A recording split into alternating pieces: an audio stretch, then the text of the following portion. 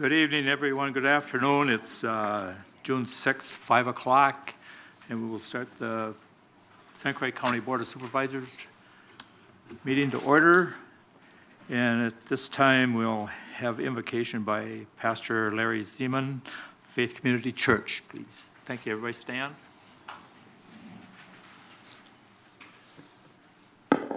Before I begin praying, I just want to say, been a resident of this county for almost 26 years now.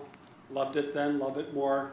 Now I'm just so grateful for all of you, especially challenging on a day like today to come in here and do the hard work that you're going to be doing. I would say on behalf of myself and all of this county, thank you for your service. Let's pray. Father, I've thanked them, now I thank you for these men and women for using their gifts, their time, their talents to serve this county that we love so much. I ask that as they deliberate today, that you'd give them wisdom to know directions to go, that you would give them humility as public servants to recognize that they are here for others and not for their own advancement, that you'd make them quick to listen, slow to speak, and slow to become angry, that they may achieve the best results for the greater good. We ask that they would make decisions that would supplement our safety and the flourishing of our residents. I pray especially as they create a culture for law enforcement here that these men and women who protect us would be served well through the leadership here. I ask that you'd give them wisdom in stewarding the personnel and the resources entrusted to them, to recognize they don't belong to them but to all of us, and that they would handle such matters wisely and kindly and for the good of all. We thank you for the beauty that's been entrusted to us in this county, both natural and in the way of your image bearers, the humans. I ask you'll help them in their matters as it relates to personnel, that they would show care and creativity, leading to the freedom and joy of many. And so I ask that you would bless these servants, that you would grant them joy and surprises of your grace as they deliberate and seek to serve this county. We ask in your name. Amen. Amen. Amen. Thank you. Everybody join me in the Pledge of Allegiance. Our pledge of allegiance to the flag of the United States of America and to the republic for which it stands, one nation, under God, indivisible, with liberty and justice for all. Thank you, everyone. Cindy, we'll have roll call, please.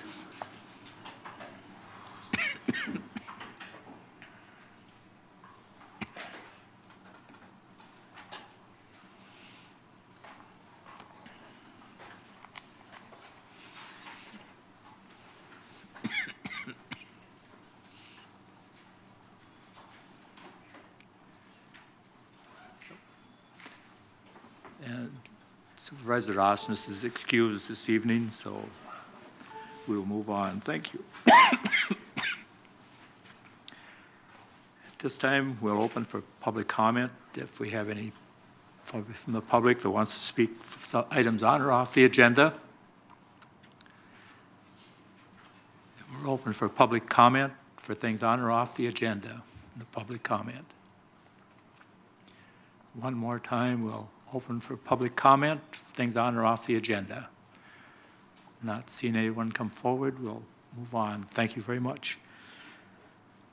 The consent agenda. The previous meeting minutes from May 2nd, and our next meeting date is August 1st. And some rezoning on there for amendment to the comprehensive zoning ordinance, section 20, town 31 north, range 17 west, town of Stanton, and one on the amendment on comprehensive zoning plan on section 20, town 31 north, range 16 west, town of Silen. I need a Motion from Supervisor Coulter. Have a second. Supervisor Babbitt. Any discussion on the consent agenda? Not seeing any. We will vote on this then. What?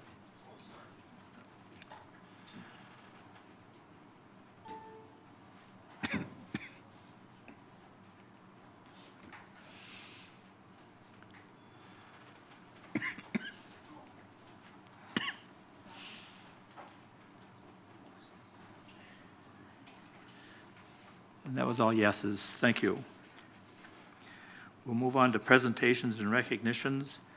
I'll turn this over. Do you want to take this back? Sure. The first presentation this evening will be by Mr. Chad Ballenby, and he's from Nationwide, and he has a scholarship award to one of our students in St. Croix County. So I'll turn it over to Chad. I wanted to say thank you to the board for letting us come in to present this. We're awful proud to have a partnership with St. Croix County, and we thank you very much. Nationwide also has a partnership with the National Association of Counties, a 38-year partnership. And for 13 years, we've had a scholarship program where high school seniors are able to put in an essay to describe the importance of saving for retirement. There were over 400 essays sent into Nationwide, and I'm proud today to be able to present a member of St. Croix County, Haley Sparks, whose mother Heather works for the county. I'd like to present her a $2,500 Nationwide National Association of County Scholarship. If you could join me, Haley.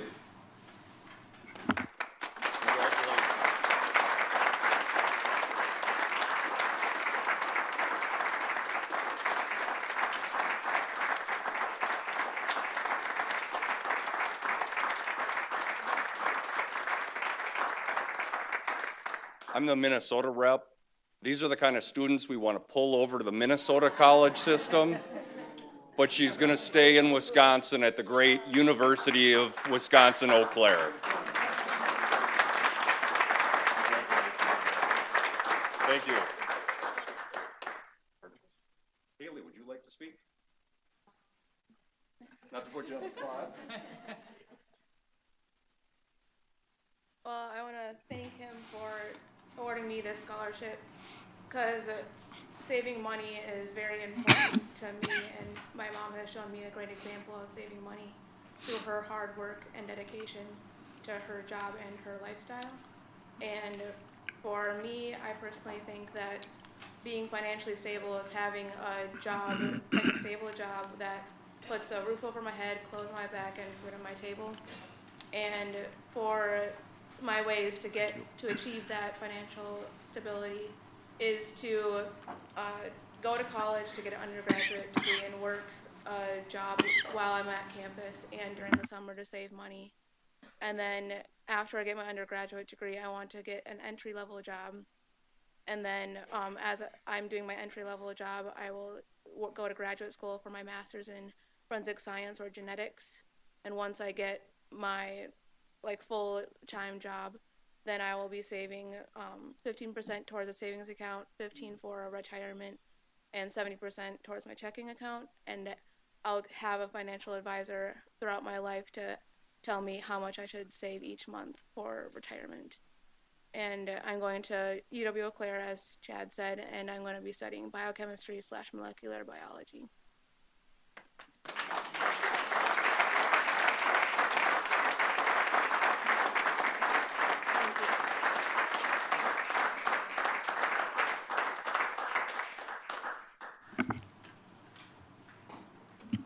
Congratulations, Haley. Good job.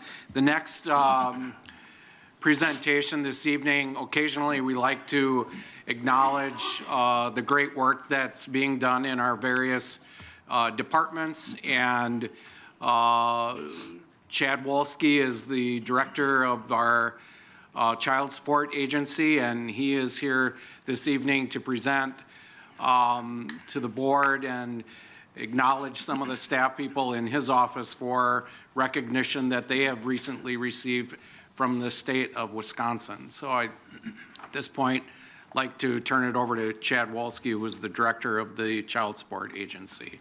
Thanks Chad? for having me tonight. I didn't make it quite into my niece's speech up here, so I need to do a better job maybe contributing to her retirement or helping her out. The Certificate of Excellence for the Child Support Agency, third time in our history that we've been awarded this. It's actually consecutive years, the last 3 years we've been able to accomplish this goal. And it's awarded by the Department of Children and Family, Eloise Anderson, who's the secretary. And what that means is that we've been able to exceed all the federal performance measures that are established by the federal government for child support programs. And in dollars, it means that we collected over $14.8 million in 2016 federal fiscal year. But it also looks at paternity establishment, court order establishment, the current support collection rate, and the arrears or the back support collection rate. It's pretty impressive because we're one of only 6 counties in the whole state of Wisconsin that have a caseload of over 3,000 enforcement cases that were able to accomplish this feat and get awarded the Excellence Award. There are some other agencies out there that have under 1,000 caseloads that were able to accomplish it as well. But some of the things that we're improving in our office at the end of last year and into this year, we're working more with Workforce Resource, who runs the local job center. So the people that owe child support can get job training and job placement. Right now, there's pretty low unemployment rate in St. Croix County, and they're able to assist our payers of support in any barriers that they have to employment. We also reviewed our contempt process this last year. We're hoping to improve the outcomes by either reducing the number of hearings that we need with our participants, or possibly resolving the matters before we actually get to the court process itself. We're also in the process of changing our agency to a fully electronic agency. We're about 60% complete on our back scanning. All of our new documents that come into our office are get scanned in and are electronic. And we just found out this last week that our mandatory e-filing with the Clerk of Courts is going to start in August. So that'll be a good transition for us, as well as we're going electronic, then our filings with the courts will be electronic as well. Those are some of the reasons that we've been able to accomplish our goals in the past, and how we plan to increase our performance and efficiency going forward. A little over a month ago, we added a part-time customer service rep for our agency. Mel Bowman, she's not here tonight, but she's been a really good fit for our office in the short amount of time that she's been here. It's sort of a trifecta for our agency. It's going to provide more consistent customer service for our clients. It also adds, we added email contact for our customers as well. The younger demographic, they seem to not like talking to people over the phone. They use their phones more for email contact and text messaging. So we added that service so they'd be able to email our office to obtain information about their cases, or provide information to us on updated addresses, wages, employment, payment status, those types of things. I have 4 of my staff here today. I'm gonna pick on each of them separately. If Lisa DeWall will stand up. Lisa has been with our agency for the shortest amount of time of the 4 people that are here, but she's taken over our court order established cases. Half of the total court order established cases in our agency now run through Lisa DeWall. Since she's taken over the established cases, we've been able to improve that piece of our performance by over 2%. Compared to this time last year. So in a short amount of time, she's already done that. On a purely numbers standpoint, that means that there's an additional 64 cases that we've been able to establish court orders on compared to what our court order rate would have been last year. Thank you. And Lisa Plunkett at the end here. She has been with our agency about the same amount of time as I have. And as recently as April, she led our agency in current support collections for the last month. She also handles all the paternity cases in our agency, and we continue to have a paternity established rate of over 100%. I'm not going to get into the details on how you can have more than 100% of paternity established rate here, but she's been able to accomplish that each and every year that she's been with our agency. Pam DeBruzzi has been with the county for 31 and a half years, so she's been with us for a while. She had the highest collection rate in our agency in January of this year. Gretchen Murado, she's been with the child support agency the whole time with the county, and how many years has it been? 24 years. So wealth of knowledge with us. Same thing, she led our agency in arrears collection for the month of April. And every single full-time staff member in our agency in the last year, at least one of the months has led our agency in one of our performance goals. So it's really a team effort. Even though some of the staff were unable to attend tonight, I just want to reiterate that the reason we're able to meet our performance goals, improve our customer service, and in doing so, providing more financial stability to families raising the children is because of our full team of dedicated staff. We're on to beat all of our performance measures from last year in 2017. We're exceeding our current support, our arrears collections, our established rates through April of this year compared to last year. So I expect that our performance will continue to excel, and I hope that we're also providing better customer service to the clients that we assist as well. All right. Thank you, Chad. Thanks, Pam. Did we forget to introduce Lisa Plunkett? Did we introduce Lisa? Yeah. Thanks, Chad. Good job. Good job to the staff. And then lastly, Mr. Chairman, we have representatives this evening with us from West Central Wisconsin Regional Planning Commission, and Shell and Toby LeMahieu. LeMahieu? Very good. Welcome, ladies. Take it away. Good evening. My name is Ann Shell, and I'm Senior Transportation Planner at West Central Wisconsin Regional Planning Commission. I'm not here tonight to talk to you about buses or bikes or any of that stuff, well, maybe a little bit, but mainly I'm standing in for Lynn Nelson, our Executive Director, who was unable to make it tonight. And I'm here tonight with Toby LeMahieu, and I would like to take a few minutes of your time to do a couple of things. I'm going to start off by providing you with some information on West Central Wisconsin Regional Planning Commission, who we are, what we do. I also want to provide you with some examples of the types of projects that we've been working on in St. Croix County. And then I'm going to turn it over to Toby, who's going to provide you with an update on the Regional Business Fund, an important regional business loan program administered by the Commission staff. Our goal in presenting this information is that you will walk away with a better understanding of our organization and the work that we do, and how we might best continue to partner in the future. I should note that you have a packet of information in front of you. It contains some general information on our organization, including examples of work that is being conducted in St. Croix County, and also business cards for Toby, Lynn, and for me, so you know how to contact us if you want to contact us in the future. So first, a little information about the organization. The West Central Wisconsin Regional Planning Commission is a multi-county planning agency created under state statute in 1971. We are one of 9 regional planning commissions in the state, and we cover the counties of Barron, Chippewa, Clark, Dunn, Eau Claire, Polk, and St. Croix. We're governed by a 21-member board made up of 3 representatives from each of our 7 counties.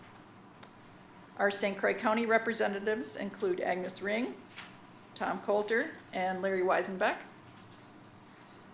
And these individuals provide valuable guidance to our organization as we work to provide services that meet the needs of the region. We would like to thank these people and for their valuable contributions that they've provided. In addition to input provided by these and other board members, we also have a skilled and experienced staff of 12 with degrees in planning, public administration, and finance. It is these people that carry out the work in response to the needs we are seeing in the region. The overall goal of our organization is to assist units of government in planning for the physical, social, and economic development needs of the region. We do this in 3 primary ways. We serve as a coordinating organization between federal and state agencies and the local governments that they serve. We assist units of government in working on issues that occur at a regional level. This could include issues affecting all 7 counties or issues affecting smaller areas that just cross political boundaries. We provide technical assistance, advice, and services directly to individual units of government. Our services fall into 4 major categories, including economic development, transportation, community development, and mapping. Over the past year, we have worked on a wide variety of projects regionally and in St. Croix County within these categories. An example of a project that we have worked on that will have regional impact is an EDA University Center application for the University of Wisconsin-Stout. In St. Croix County specifically, we've worked very closely with the group involved in the St. Croix Valley Business Incubator in River Falls and on the St. Croix County Transit Feasibility Study, which I know some of you through that study.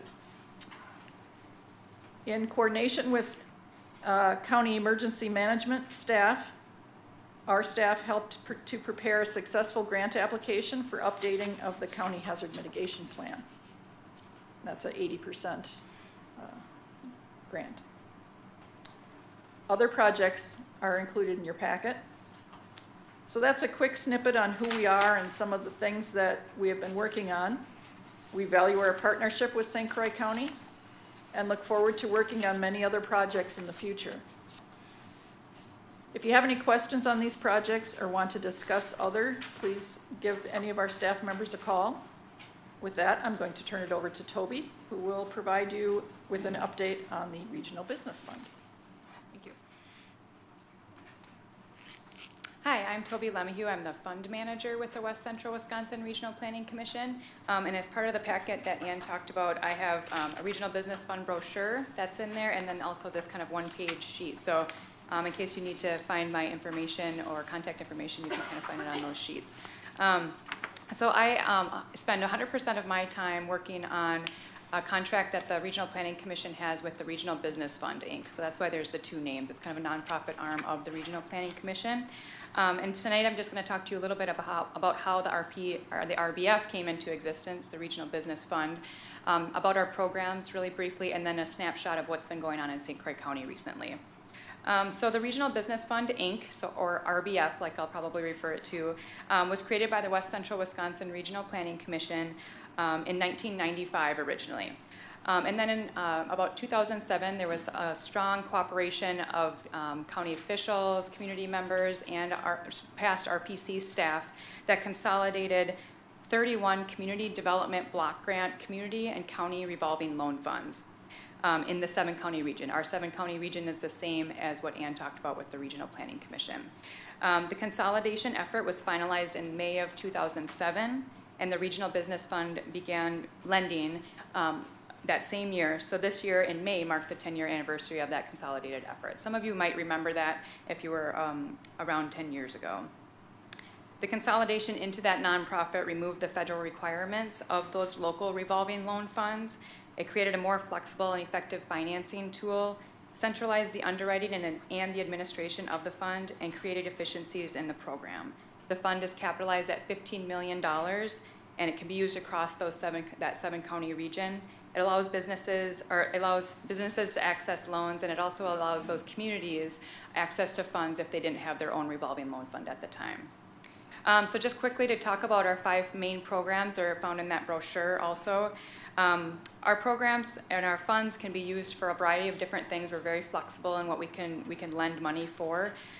They can be used for working capital, acquisition of equipment, machinery, fixtures or furniture, site improvements, land or building acquisition, new building construction or building renovations, and leasehold improvements. The Revolving Loan Fund is our main program, or RLF. This program is meant to be a gap financing tool, so there's traditionally going to be a bank that's going to provide most of the funding to the business. The business itself might provide some money, and then sometimes there can be a gap, and that's where we can be to try to fill that gap. The loans in this program range at a minimum of $25,000, and they go on up from there. The largest request that we've ever awarded has been around that $400,000 mark, and the rate is fixed at 4%. The microloan fund is meant for startup businesses or newly established businesses that are unable to gain traditional financing from a bank or a credit union. So we can be the sole source of financing in this program. We can participate from $5,000 to $30,000, and the rate again is fixed at 4%. The Facade Loan Fund program is kind of a unique program. This provides funding up to $30,000 for exterior improvements in a community's downtown. It could be something like signage or awnings, siding, windows, doors, those sorts of things in the downtown of a community. This can be the standalone financing, and again, it's fixed at 0% interest. I don't know if I said that. And then the projects, again, must conform to the community's approved design guidelines. The Growth Loan Fund is a new program that we established last September, so it's in its infancy still. This is meant to provide funding to existing businesses that are growing but are unable to obtain traditional financing through a bank again. So again, we could be a standalone financing option. Loans in this program range from $10,000 to $60,000, and again, the rate is fixed at 4%. The last program that we have is our Technology Enterprise Fund. This provides patient debt for early stage high technology companies. This program allows for as much as a 2-year debt referral to allow for the business ample time to get their product up and running, realize commercialization, and realize sales. So just to talk quickly about the St. Croix County businesses that we've assisted. In the 10 years since the consolidation happened, the Regional Business Fund has assisted 109 businesses, including 38 startups, with over $8.2 million in financing. The businesses have projected to create 699 new jobs in the county.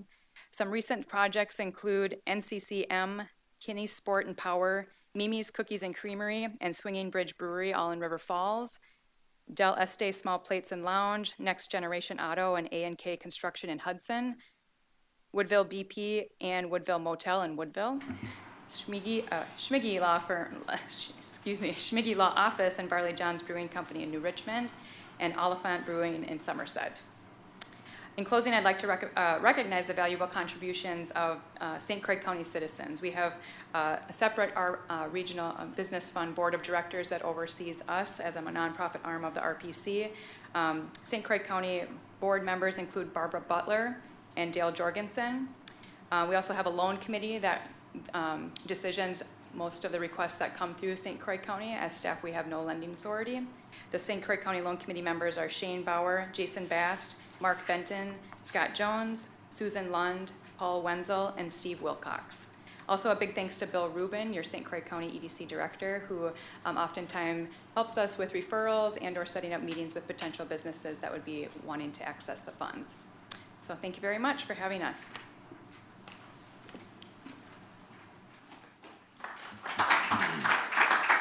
Thank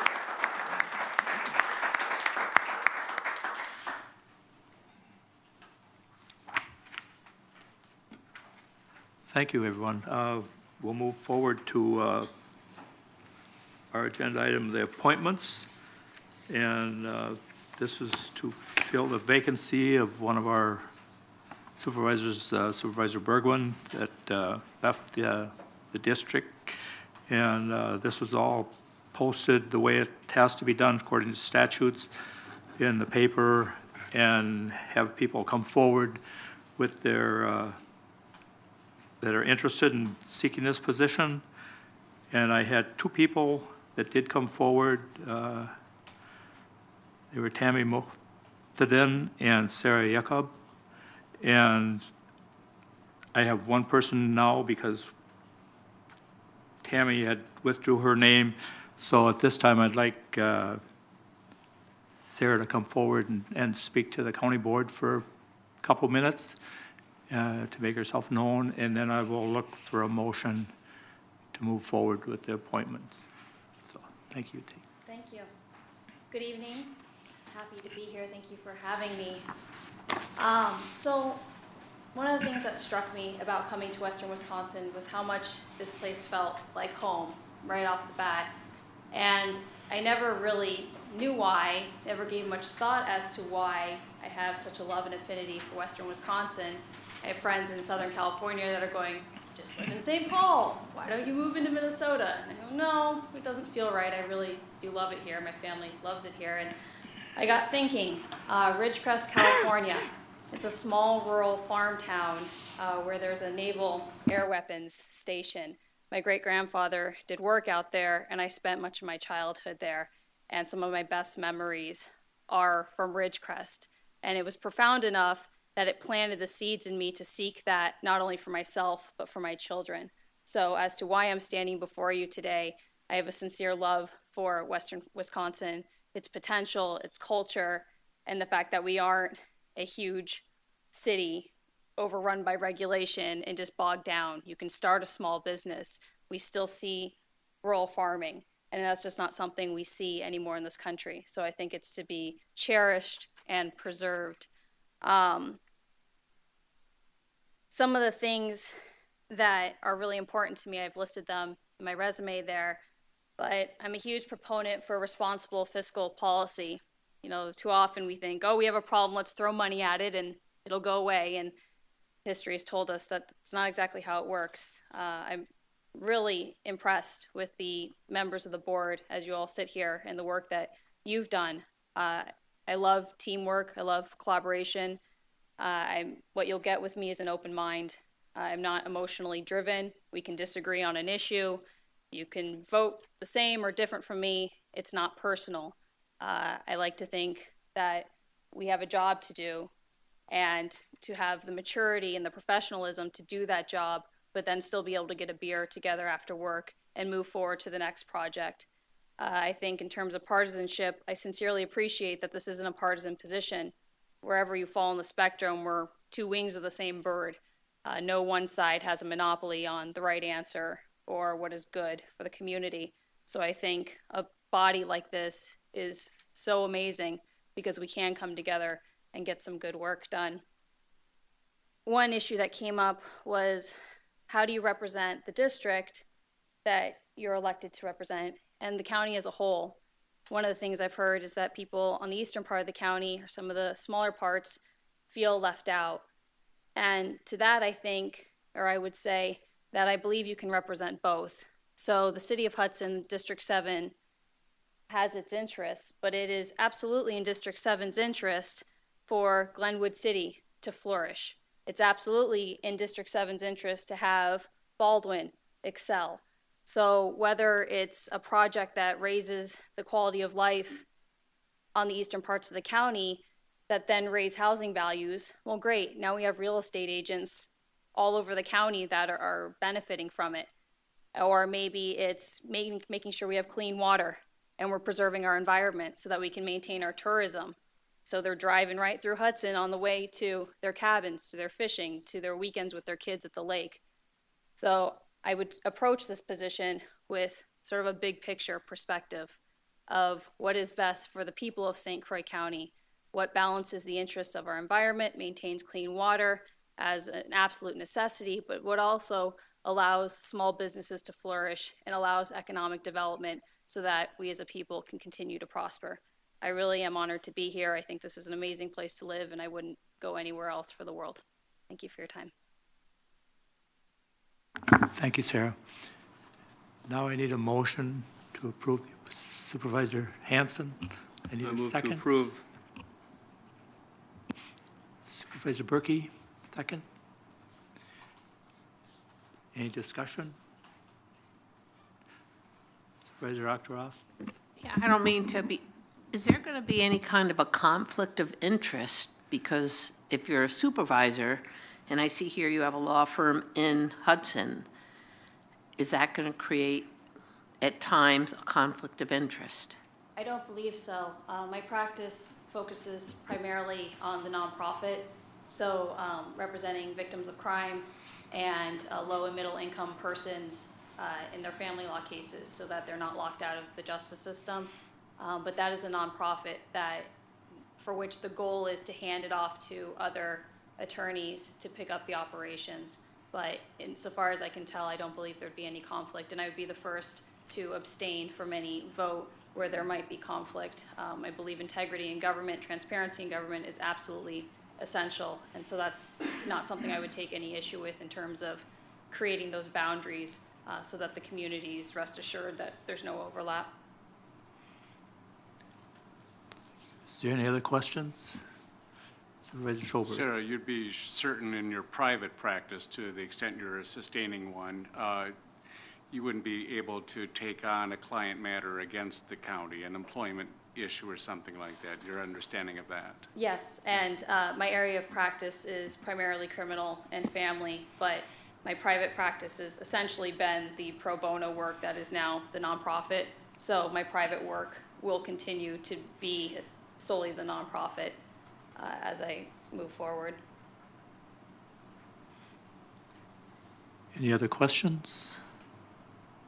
Supervisor Hansen?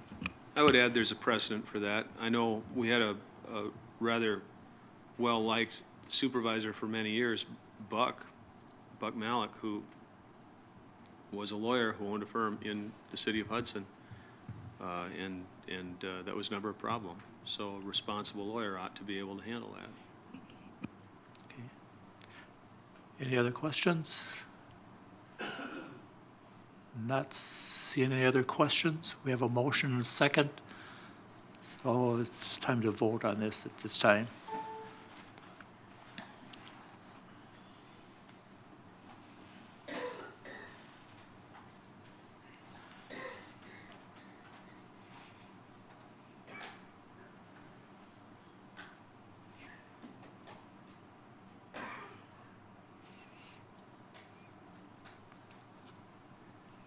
And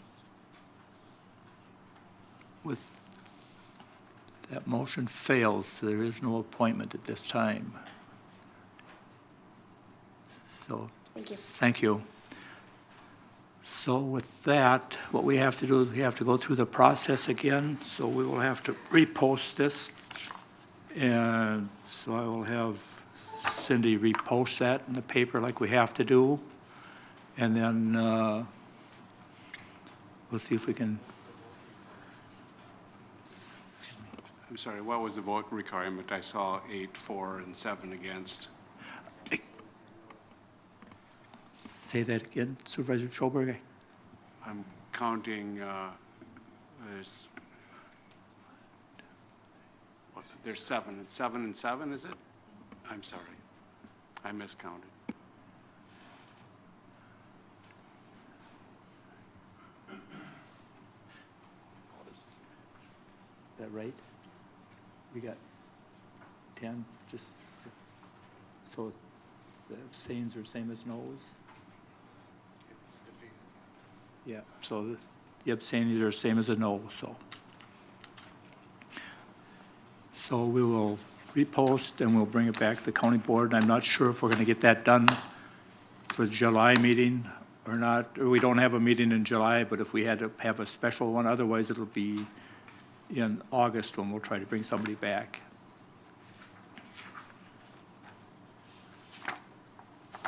So we will move. It's 5:40. We have some annual reports. We'll move forward with Health and Human Services and Fred Johnson.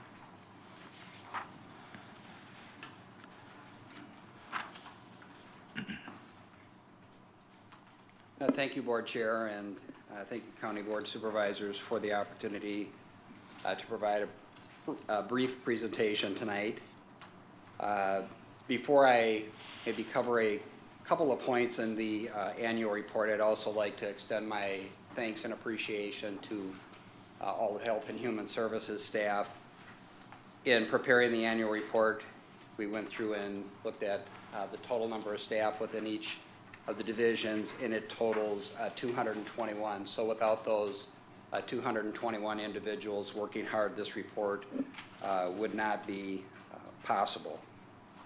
What I thought I might focus on tonight is just a couple of trends as we looked at several different reports, 2014, 15, and 16. We've tried to, over the years, incorporate a bit of that information into this annual report for 2016. But the first trend I would highlight is behavioral health needs have become, in my opinion, a significant focus in St. Croix County. And I'll highlight two of those areas where I've seen behavioral health be a regular and routine topic of conversation outside of Health and Human Services, obviously, that board. But we have various subcommittees of the Community Justice Collaborating Council, and most of those committees have Health and Human Services representatives along with other partners in our community, obviously. The other is in our Community Health Improvement Plan, the CHIP that we work on every 3 years with our hospital partners and with Pierce County. Two of the three areas focus on behavioral health, mental health access, or mental health as well as alcohol use. I think these are a good example of how we as an organization look at our vision statement, quality of health and human services for everyone, by everyone, working not only within the walls of Health and Human Services, but with our community partners as well. One other area in terms of focus of behavioral health is our wait lists. We've had wait lists in our outpatient services for alcohol and drug abuse, and we've had wait lists for mental health outpatient services. I checked with our supervisor, our administrator, in behavioral health today. AODA, outpatient services, now has about a 45-day wait list, a little bit down from our annual report, and mental health has about a 15-day wait list. So we are continuing to look at access to services and how long it takes for individuals to get into services. I could give you more detail of some of the work that we've done in that area to try to reduce, but we'll certainly look at resources within our current budget and try to maximize those to meet needs of folks in the community. Not only are we looking at what we might be able to do, but we certainly would look to our community partners to provide services as well. And when we have opportunities to talk with providers that we contract with that may be interested in expanding services in St. Croix County, be it for mental health or be it for alcohol and drug abuse, we're certainly willing to engage in those conversations to bring other providers into the county. The final area in behavioral health that I would highlight, and it's in your report, is our expansion of comprehensive community services. We became certified in April of 2016. We prioritize work with kids, so I think we have roughly 40 or 45 children receiving services and about 10 adults at this time. So I would anticipate that the trend would continue to see increased numbers in that service area in the future. One other trend that, as I looked at the report and have talked with management within Health and Human Services, is we have seen an increase in children needing out-of-home care services. So if you look at 2015, we had roughly 23 children that received those types of services throughout that calendar year. And in 2016, at least at the point in this report, was roughly 38. As of today, it's 42. and a lot of that has to do with methamphetamine concerns. And continuing to provide services as we have in the past is certainly something we're taking a look at. I met with our Children's Services Administrator, Julie Krings, today, and Children's Services and Behavioral Health are looking and working together. Julie certainly has led some of that work on how we can bring an evidence-based service model for children and families that are experiencing drug and alcohol issues to try to avoid seeing that need for alternate care placements continuing to increase. So it's not only the children in out-of-home care, it's the families that we're serving and the number of cases that we're seeing in our child protective service area. When we had an opening within the department, we shifted resources from our juvenile justice caseload to our children and child protective service caseload. And I'm not quite sure that that's enough right now. We know that in the governor's budget and Joint Finance has approved additional funding for child welfare services, so we're hopeful that that will remain in the budget. So we can look at ways to possibly expand services there, again with a focus on evidence-based interventions that will help in the area of alcohol and drug abuse affected families. Finally, the health center project, we're nearing the last phase of that project. Would highlight the good work of our internal facility planning team. I wrote everybody down, so I hope I don't forget anybody, but Pat, Bob, Ken, John, Jim, and Sandy, and myself have met almost weekly to review planning and process with the facility, starting with the 50-bed skilled care, the 10-bed Kitty Rhodes Memorial Memory Care Center, and now the 40-bed Orchard View Terrace. We're coming to a close. Anticipated time frame for that project to be done is end of June. You heard it here. Our open house is, yes, you've heard it here that it's coming to a close. But our open house is planned to be scheduled July 20th, so there'll be information coming out. It's not going to be a grand opening. We're not planning that like we did for the first event when the 50-bed and the 10-bed facility were completed, but an open house to showcase our new renovated facility. I'd also just like to thank Tara and Ashley Young. I know Tara's sitting in the back. We've been working on a plan to increase our staffing resources and to do marketing and outreach, and really appreciate the effort there. Still working on the issue of heightened scrutiny. Planning to give the Health and Human Services an update, likely at their July meeting, and most recently gave an update on that at for the ad hoc committee, which ad hoc health center construction committee meeting, which just met, was it last week? There's a lot of detail in this report. I could spend a fair amount of time talking about it, but I'll end there, and I would encourage board supervisors, if you have follow-up questions, I'd be happy to maybe answer a couple of those now if that's the case. Otherwise, you know how to get a hold of me or any of the Health and Human Services administrative team. Myself or any of those individuals would be happy to dig into any detail here that you would like. And with that, I'll close my presentation and again thank the board for their time tonight. Supervisor Berkey? Have a question regarding, I'm aware of an individual who's a professional occupational therapist that would be interested in volunteering at the health center. Is there such a program available for individuals to volunteer? Maybe you and I could talk afterwards and get that person's information and see what we might be able to work out. Yeah, okay, great.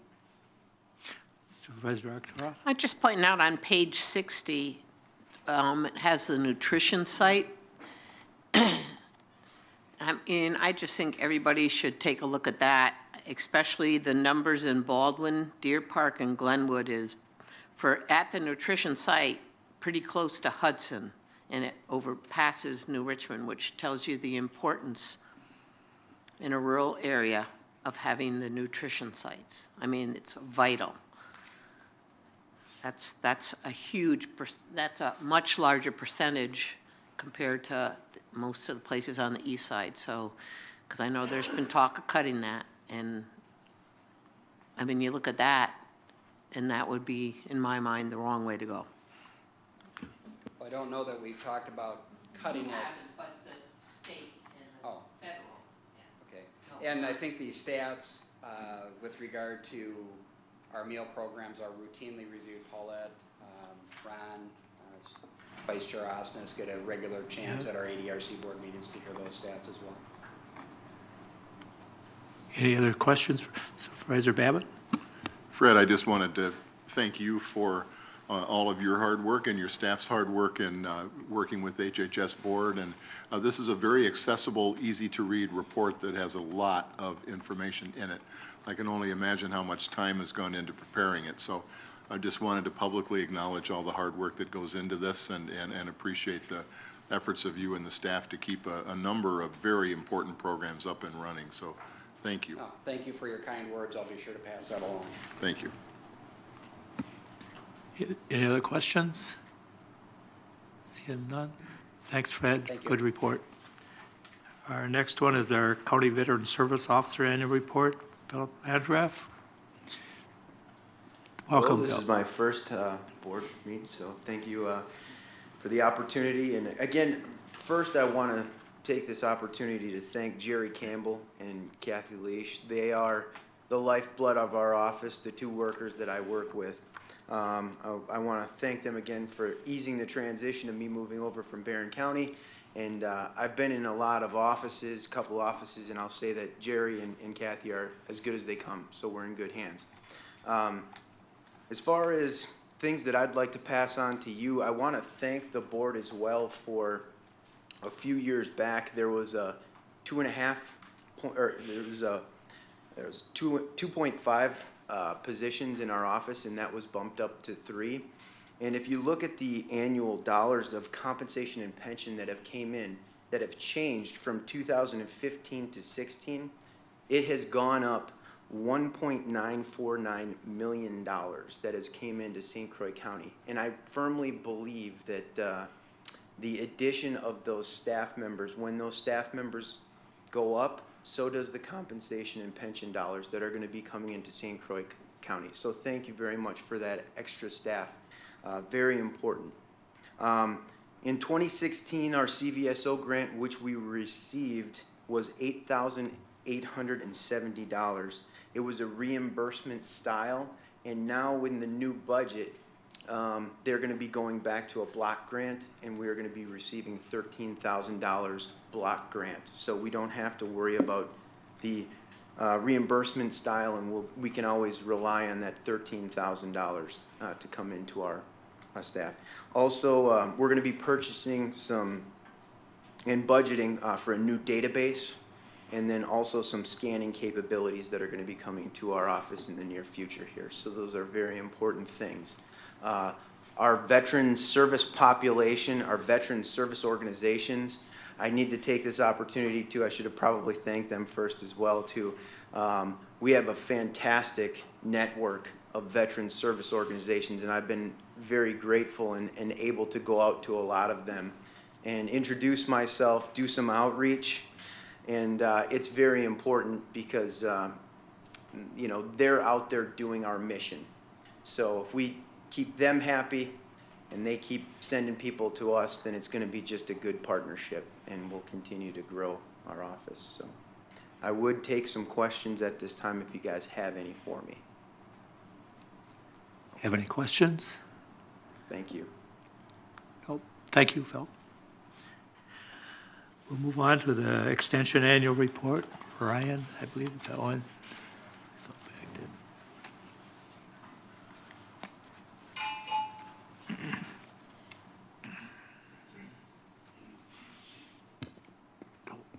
then. thank you, Chair Larson and supervisors, for this opportunity to highlight UW Extension's work this past year. Even though we've been going through a reorganization, we have continued to work and have continued to provide services to the residents of St. Croix County, and we plan to continue that in the future as well. You heard Fred's report about human services, and you know a lot about the criminal justice system in the county. A lot of those services are provided because of adverse childhood experiences that children experience and families deal with. These include things like poverty, divorce, parental separation, incarceration, alcohol and drug addiction. You don't always think Extension deals with these things. We call them ACEs, but we actually do. And our role is to really work on providing protective factors that help families deal with those kinds of issues or prevent those challenges from happening in the first place. And we do that by strengthening children, youth, and families, and of course by helping build a stronger economy in St. Croix County. I'd like to just highlight, or Ryan and I will just highlight just one from each program area that gives an example of how we do this. Most people know the 4-H program. They know they might have been in 4-H, but we also do other things, which include our science, technology, engineering, and math, or STEM programs. Heather is at almost all the libraries in the county, all except one. Last year she reached 525 non-4-H youth. And this program not only provides opportunities for kids to explore potential STEM areas for future workforce development, but it also connects kids with additional caring adults, which is another protective factor. In family living, I co-chair the CARES Coalition, which stands for Creating a Responsive and Effective System. One of the things that we provide is parent education. I am the trainer of the parent educators, plus I do the parent education in some instances. And this now is in every school district except one in the county. We also do Polk and Pierce County. The reason we do provide parent education is that parents don't come with kids don't come with a manual, however that goes. And people don't just intuitively know how to parent. It's a skill that's learned. And the goal is to help build stronger relationships with kids so they can prevent some of those problems in the future. I'll now turn it over to Ryan. Thanks, Joanne. Just a couple more highlights, and I really should stop saying this, but I think it's still true. Working in Extension, oftentimes you end up being a jack of all trades, master of none. So we do jump around a little bit. If you read through the report, there's quite a variety in there. As we're talking about it for community development and for agriculture, we picked out a couple that might lean a little bit more on the economic side. So Eric Iltonen, he's worked extensively with the Economic Development Corporation and also broadband access. I think that's one of the key areas identified. St. Croix County, Western Wisconsin as an issue, and that's something Eric's been heavily involved with doing some planning with. On the ag side, one that's a little different than maybe the normal, we've been working some with new ag lenders. Some of them are in the FSA offices in Western Wisconsin. So there's about 130 we did a program with over the winter. What we thought was one of the neat things that came out of that is the information they get there, they share with 10 to 12 clients. So it's one of those things where we can say there's a multiplier factor that they're taking out and bringing it also to the farms that they work with. So lots of other examples that are included in the report. If we move into staff recognitions and highlights, we did not plan it this way, trust me. But Heather, Joanne, and myself all went through our 5-year review. We have annual reviews and we also have 5-year reviews. Somehow we all landed in the same year for this. But we all passed meritoriously, so that should be a good thing. But even more importantly, Joanne has been promoted to the rank of professor, the highest you can go in a county position, which is pretty darn cool. Heather has received the Distinguished Service Award and Communicator Award from her professional association in the state of Wisconsin. And finally, Joanna was recognized by UW Brewer Falls Residence Life with the Larry Test Partnership Award for her work with financial literacy and Smart U down at the Brewer Falls campus. The other thing we want to add is that we just replaced Mary Lestrud, who retired after 40, I think it's 41 years. She was in my role, and then she was our FoodWise coordinator, which used to be called WNEP, but they changed the name this year. We replaced her with Katie Barco, who comes to us from Pierce County. She's the WIC coordinator, and now she'll be our coordinator. So we're pretty happy that she will be here. The next thing we'd like to do is update you on the next generation reorganization. Again, we don't have a lot to update yet, but it's getting there. I'll let Ryan give more detail, or a little detail. Well, I mean, it's the elephant in the room. I would say to this point, they're focusing much more on the budget, maybe the upper level. So if you hear the plan is being worked on, plan is going to be completed, I think as staff, we've come to recognize this is the higher level part of the plan. The exact details of how each county office is going to operate, that's still in the works. It's going to come, but I think it's going to be a little bit more time before we know everything. But we were fortunate able to fill that FoodWise position. That position works off of a federal grant, not state funds. That's how we were able to do that. Katie starts middle of July. Yep. So only other thing, I'll be looking in the next week or so, Extension's moving to an area director model that will take over some of the department head role.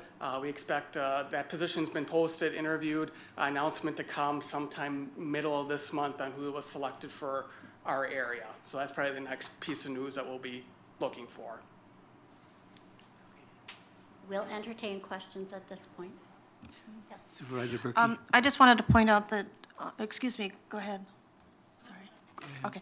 I wanted to, first of all, thank the staff, especially Joanne and Ryan, because it's been a little more difficult with respect to the organizational change. So I think we should, hats off to you and staff for your hard work. I also wanted to point out that both Joanne and Eric Biltonen are being considered for that area director position. And I applaud both of you, and hopefully one of you will be that person.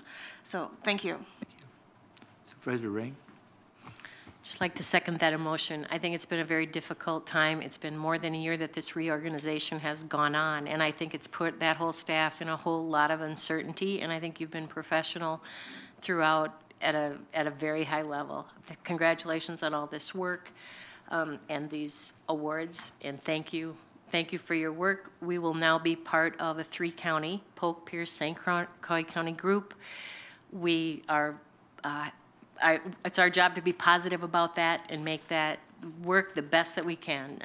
But really, thank you for your leadership this whole time, and we look forward to continued work with you. Supervisor Brinkman. Ryan, first of all, I see the governor has put out like $1.5 million in grants that was announced like 2 weeks ago that are like due the end of June 30th, I think.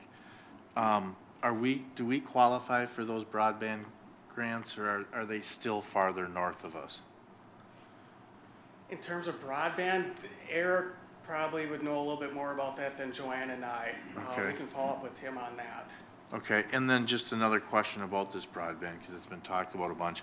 I see in the governor's next budget, it's $40.5 million he's committed to broadband. Do we have any idea what it's been for the last biennium? No? I couldn't tell you. You just have Eric contact me? Yeah. Thanks. Any other questions? Nobody? Well, thank you again.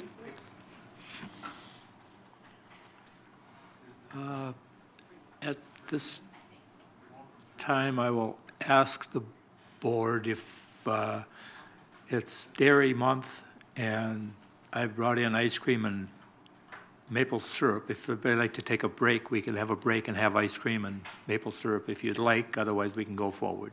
You let me know what you want to do. Should we take a break? We'll take a break. Open session after our recess, and first thing on our agenda here is the administrator's financial report. So turn it over to Yep. Ms. Thompson. Thank you, Mr. Chairman. Thanks for the ice cream.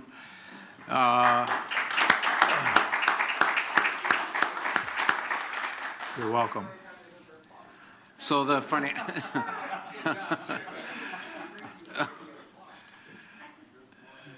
the financial reports in the packet represent financial activity through the end of April of this year. So we're about a third of the way through the financial reporting that this report represents.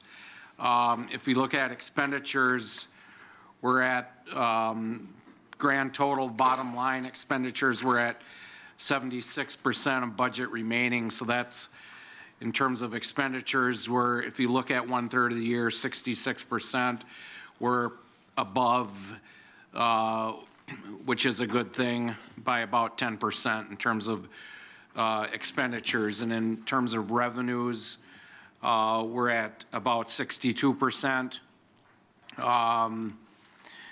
of budget remaining for revenues. And actually that represents good collection of revenues for 1/3 of the year financially.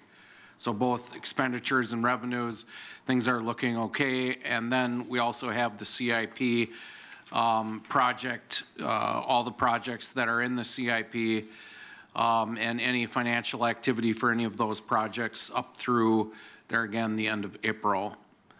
I don't know if there are any questions, but regarding the financial reports, but things look good so far through the end of April. Thank you, Mr. Chair. You're welcome. Do I have any questions?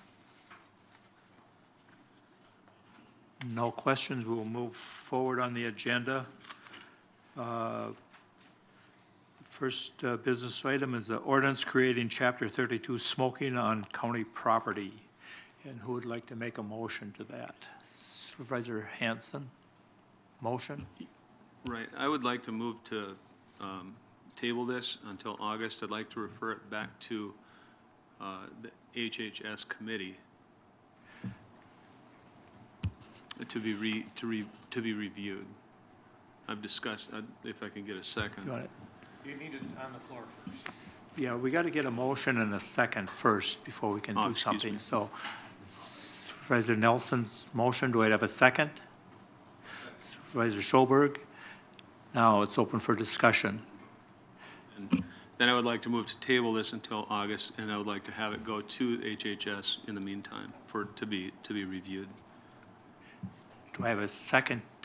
Supervisor Keister, second that. So any discussion on tabling it? Can I suggest that it be a motion to refer back to HHS rather than a motion to table? I think that's what I meant. Okay. Okay. So does everybody understand the motion to refer it back to HHS? Or discussion? Supervisor Brinkman. Me too. Just why? Yeah. I've got an answer for that. Supervisor Hansen? There's some holes in it. We have a huge amount of money that we spend on healthcare, and we are allowing people to smoke who are employees, and I'm concerned that we're sending the wrong message. We're paying people's gym membership. We're paying a huge amount of money on a wellness program, and we haven't asked public health to weigh in. We haven't run it through the Health Human Services Committee whatsoever. And our health insurance is going up by double-digit percentages every single year. And it seems like a little bit of hypocrisy. We don't sell beer in the vending machines. We don't, so perhaps we should take a look at smoking and have it on nearly, we should just have a non-smoking campus. We should just have the courage of our conviction and lock it down. Any other discussion? Supervisor Babbitt. Thank you, Mr. Chairman. Yeah, I appreciate Supervisor Hansen's commentary, and As I read through the proposed ordinance, I certainly appreciated the work that admin put into producing it, and I think the intention is clear, but I agree with Supervisor Hansen that we can tighten it up and at least potentially do better. So I would support the motion to refer to HHS. Okay. Any other discussion or questions? If not, we'll vote on the motion to refer it back to HHS Board. Everybody understands that? That's what you're voting on? So we'll vote at this time.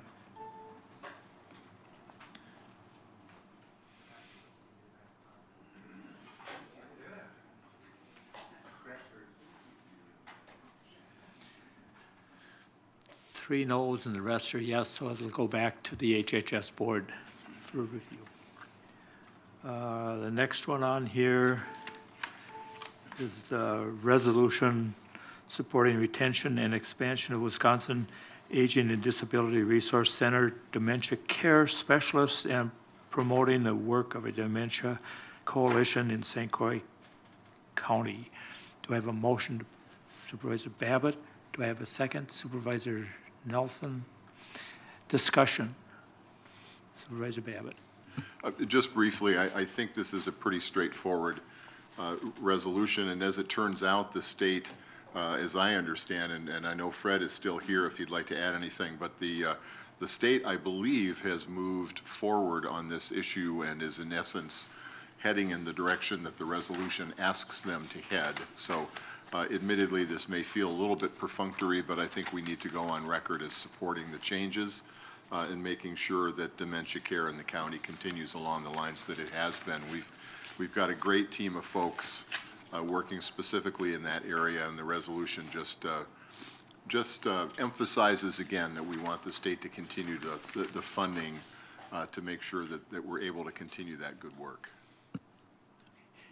Any other questions or discussion? Not seeing any. We have a motion and a second on the floor, so we'll vote.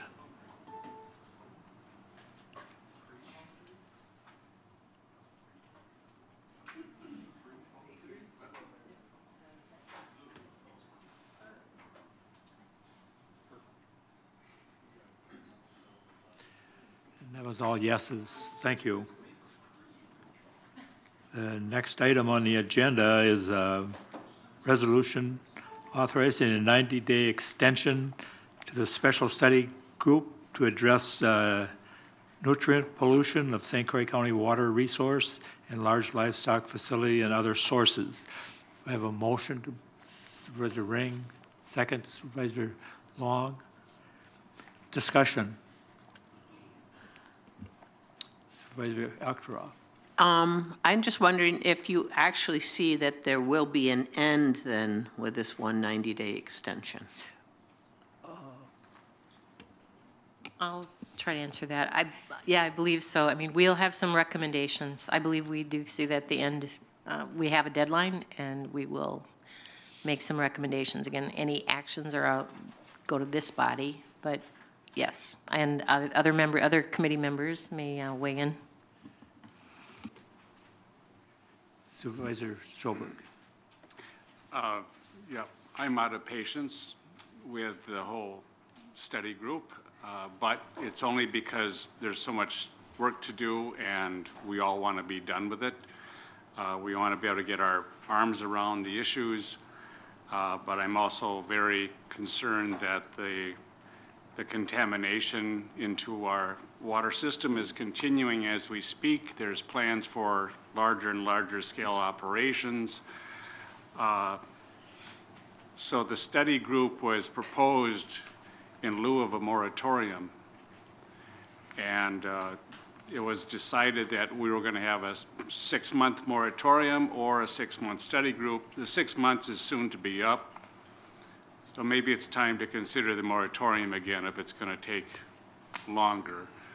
So that was another aspect of this, is that if we don't come up with a solution, we'd be looking at a moratorium.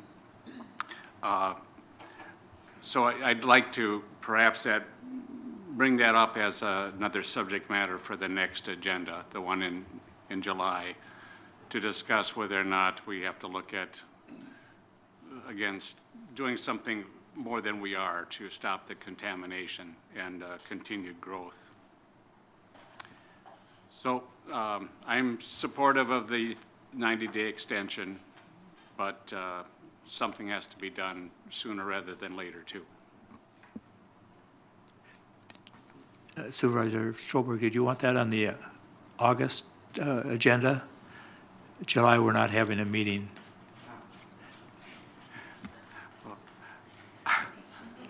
It's hard to answer then.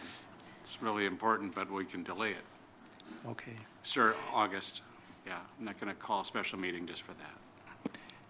Any other discussion? I'm not seeing any other discussion. We have a motion and a second on the floor. We'll vote.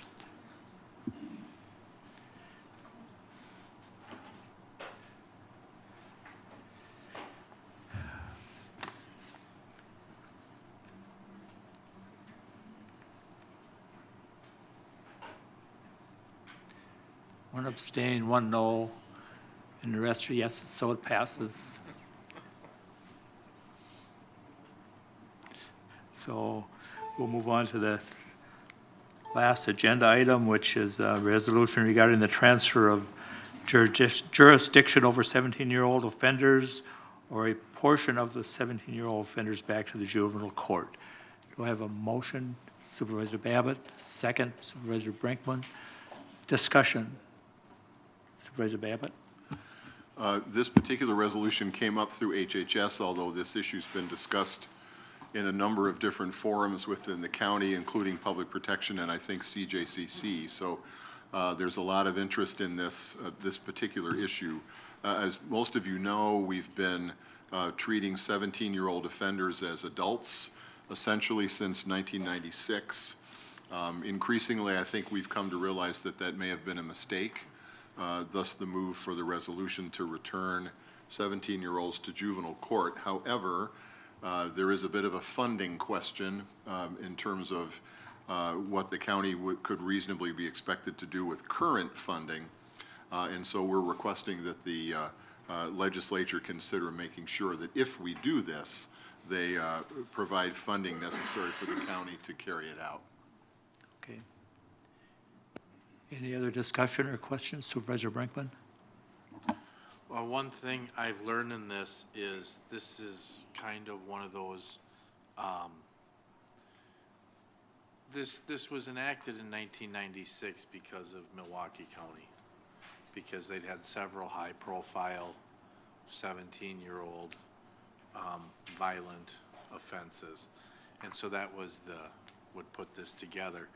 Also, I can tell you that from the public protection standpoint, everybody I've talked to here at the county thinks this is the right thing to do.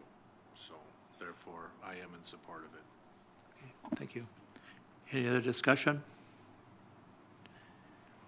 Not seeing any. We have a motion and a second on the floor, so we'll vote.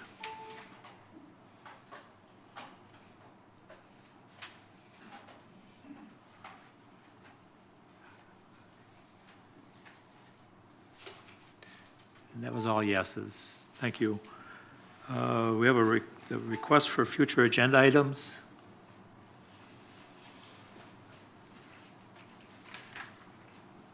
Seeing none. Supervisor Schoberg. Yeah, again, the subject of the concentrated animal feeding operations impact on our water quality. Even though the study group won't be done with its report, I think we all need to start thinking about some remedial action that we might need to take, because even if the report is done a month later, implementation of any ordinances or things like that will still take a number of months beyond that. So if we're buying time for the study group, maybe we have to buy time for the water too. So I'd like to have the moratorium come up for discussion again in August.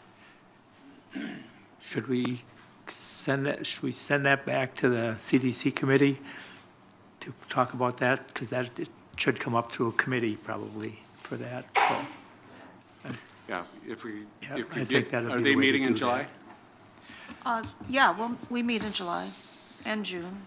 and June? Okay. Sure, then have a go to there first. Okay. So, thanks. So I'll refer it back to the chair, Supervisor Ring. Any other discussion on agenda items? I don't see any, so the county clerk's report. This is just a reminder, if you're interested in going to the WCA annual conference in September, I'll be sending out reminders. Just keep it in mind. It's at the end of September. That's all I have. Okay. Questions? Any announcements from anybody? July 18th, we have committee of the whole meeting, On the 18th of July 18th, 5 o'clock, Okay. July Supervisor- 18th, 5 o'clock. Day of the week, Tuesday? What day of the week is it? Tuesday. That's not going to conflict with the rodeo,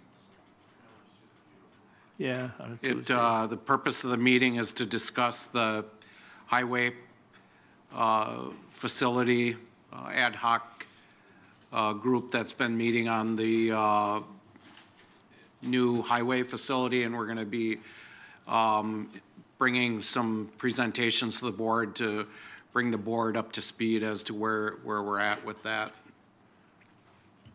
It's an important meeting because this will be coming in front of the board within the next few months as this project proceeds. And so it's a very important meeting to be brought up to speed as to where we're at with the whole design of the facility and location, and it'll be very informative. Okay. Supervisor Peterson. Correct me if I'm wrong, is that meeting will be held at the highway? Here. Yep. Yep. Supervisor Berkey. Everybody received today, if you didn't already have it, the annual Rodeo, which St. Croix County hosts at the fairgrounds, and that's Friday and Saturday, June 16th and 17th. And this is fundraising that helps our county fairgrounds. So I hope perhaps you can plan to come out. Thank you. Thank you. Supervisor Hansen. Say, just a thought, it's been a long time since I've seen the transportation facility in Hammond, and I would ask that we reconsider having that committee of the whole out there in Hammond, so that people, I think there's supervisors here who may have never toured it, and it would be quite useful for people to actually see that. I would ask that you reconsider holding that meeting out in Hammond. The issue that I see is that it is very limited seating. Even though there may not be people at the committee of the whole, it may present an issue in terms of accessibility for the open meetings law. So we'll take a look at that. Any other- Supervisor Arcturus. Well, I'm going to throw out, even though I'm going to miss it, I'm going to be out on the East Coast, so I won't be here, but possibly for those who can make it, start the meeting an hour and a half early and bus people over to Hammond to give them a quick tour, because if you haven't seen it, it's worth seeing to understand why it's pretty vital to do something about it. And that might be another option, is to start the committee of the whole meeting later, and for those who can, to a quick bus tour. Okay. Supervisor Nelson. I was there for appreciation for the employees' luncheon, and it's not a bad thing. We have a meeting in their workplace, and they have a place where you can put tables. They'll just move their trucks out, and we can have a nice big circle, and we can do business in their facility. It gives you a better taste of what they do. And I've seen it before when we were trying to get a new fire station where I worked.